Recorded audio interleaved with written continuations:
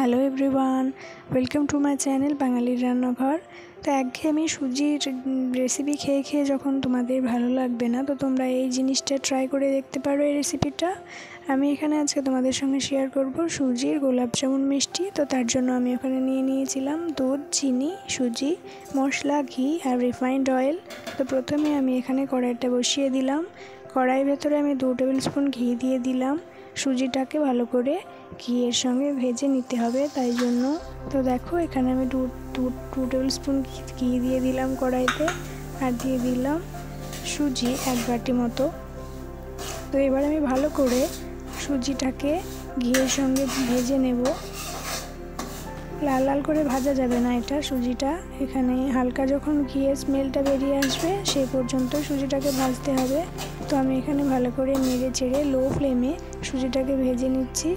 2-3 minute সুজিটা ভেজে নেওয়া হয়ে গেলে এখানে আগে থেকে জাল করে রাখা গরুর দুধ অল্প অল্প করে মিশিয়ে নিতে হবে। একবারে সমস্ত দুধটা দেওয়া যাবে না। তা আমি এখানে অল্প অল্প করে দুধ দিয়ে সুজিটাকে ভালো করে সেদ্ধ করে নেব।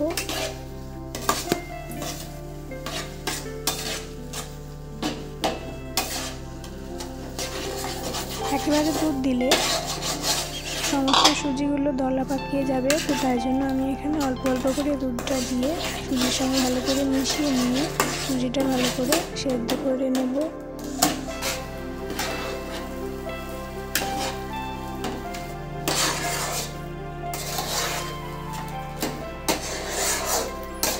গ্যাসটাকে লো ফ্লেমে রেখে আমি এখানে সুজিটাকে ভালো করে সেদ্ধ করে নিলাম। এবং এই পর্যায়ে যখন হয়ে আসবে, কড়ার গায়ে থেকে যখন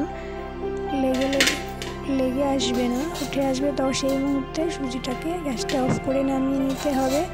এবং তারপরে একটি পাত্রতে সুজিটাকে এইভাবে ছড়িয়ে দিতে হবে ঠান্ডা হওয়ার জন্য। সুজিটা যখন কুসুম ঠান্ডা হয়ে আসবে তখন এইভাবে ভালো করে হাত দিয়ে মেখে নিতে হবে। এবং এই মাখার সময় হাতে একটু সামান্য ঘি মাখিয়ে নিলে সুজিটা আর হাতে লেগে যাবে না। তো এইভাবে ভালো করে হাত দিয়ে ভালো করে মিষ্টি যেমন করে সেই মতো করে ভালো করে মাখিয়ে নিতে হবে সুজিটাকে। আর এই সুজি মাখার সময় একটু আমি এখানে 3 টেবিল স্পুন মতো গুঁড়ো দুধ দিয়ে দিয়েছি, তাহলে আরও বেশি টেস্ট আসবে মিষ্টিটা খেতে। ভালো করে মাখানো হয়ে গেলে আমি এবার এখানে লেচি করে নিচ্ছি। সমস্তটা এইভাবে লেচি করে নিয়ে আমরা বিভিন্ন রকমের শেপ দিয়ে আপনারা দিতে পারেন।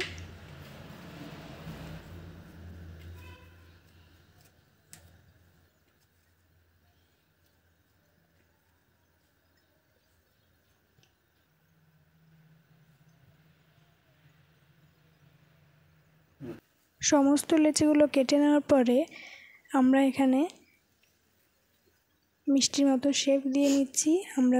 আপনারা যে কোনো রকম আপনাদের পছন্দ অনুযায়ী শেপ দিতে পারেন, গোল বা এরকম চ্যাপ্টা বা ল্যাংচার মতো যে কোনো রকম শেপ দিতে পারেন। তো আমরা এখানে গোল করে এইভাবে চ্যাপ্টা করে নিলাম, এটা আমাদের কাছে ভালো লাগছিল, তো সেই জন্য আমরা এইরকম করেই মিষ্টিগুলো বানিয়ে নিচ্ছি। আপনারা আপনাদের ইচ্ছে মতো দিয়ে দিতে পারেন শেপটা। তো সমস্ত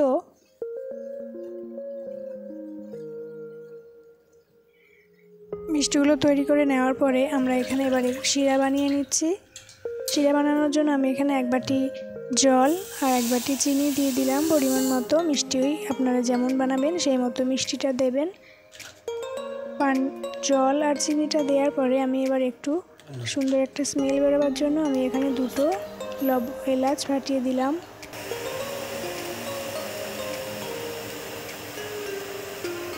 শিরাটা খুব বেশি জাল করা যাবে না, খুব বেশি গাঢ় করা যাবে না। হালকা একটু যখন স্টিকি ভাব চলে আসবে তখনই গ্যাসটা অফ করে দিয়ে একটি পাত্রে শিরাটা নামিয়ে হালকা কুসুম ঠান্ডা হওয়ার জন্য সাইডে রেখে দিতে হবে। এবার আমি মিষ্টিগুলো ভেজে নেওয়ার জন্য গ্যাসে একটি কড়াই দিয়ে তার ভেতরে তেলটা দিয়ে দিলাম। তেলটা হালকা যখন গরম হয়ে আসবে লো ফ্লেমে রেখে আমরা সমস্ত মিষ্টিগুলো লাল করে ভেজে নেব। একসঙ্গে অনেকগুলো দেওয়ার কোনো প্রয়োজন নেই, অল্প করে দিতে হবে, কারণ এটা সুজি ফুলবে ভাজার সময়, তো জায়গা নাও হতে পারে, এই কারণে অল্প অল্প করে দিয়ে ভেজে নিতে হবে। পুরো মিষ্টিটা ভাজার সময় গ্যাসটা লো ফ্লেমে রেখে মিষ্টিগুলো লাল করে এপিট ওপিট ভেজে নিতে হবে। ভাজা হয়ে গেলে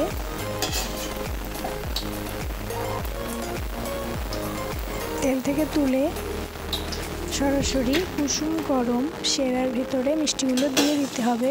ঠান্ডা হয়ে গেলে মিষ্টিগুলো দিলে কিন্তু শক্ত হয়ে যাবে, ভেতরে আর কিন্তু রস ঢুকবে না। ওই কারণে তেল থেকে ভেজে তুলেই সরাসরি শিরার ভিতরে মিষ্টিটা দিয়ে দিতে হবে। এবার আমরা একটু অন্যরকম লুক আনার জন্য গুলিয়ে রাখা গুঁড়ো দুধটা এবার মিষ্টিতে ঢেলে দিলাম, তাহলে আরও